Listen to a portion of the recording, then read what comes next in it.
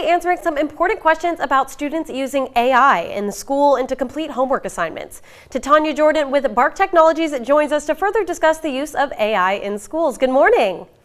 Good morning. Thank you so much for joining us this morning. Always happy to join you all. Well, we kind of wanted to talk today, what are some of the pros and cons about implementing AI in schools? Because we were just talking off screen and it seems like there's new improvements to AI in schools every single day. Absolutely. You know, I liken AI to a calculator before people were able to use them, right? Everybody had to use their brains, paper, pencils, and then all of a sudden there was this tool that helped you do math faster, right? But when you rely too much on calculators, your addition, subtraction, division, multiplication skills, diminish. And there's no difference in that in AI.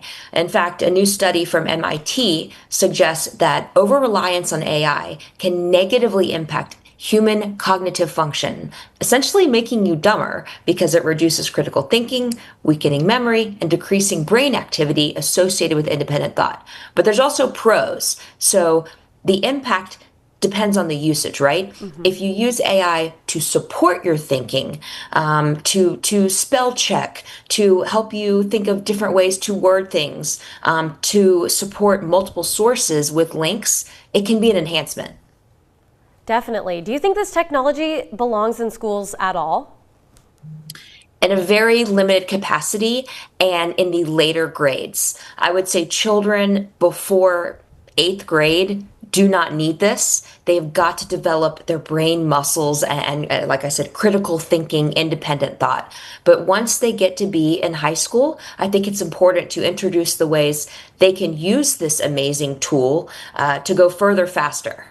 So how do parents and teachers monitor this AI usage? Yeah, that is the question of the past few years.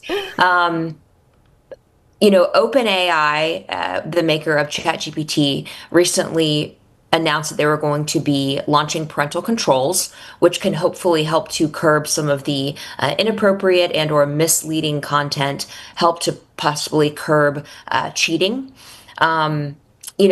The whole just devices in schools and tech in schools is up for debate as so many schools go device free bell to bell. And so that's a hard question to answer succinctly, but we have to monitor it. Again, we have to use it as a tool and not a replacement for our brains. Yeah, I like how you said it kind of compares like a calculator with math, because a calculator just helps us cheat with doing math problems, but AI can do any problem. It can help you write, it can help you with history, it can help you with every subject. So it basically eliminates the it's a smarter calculator.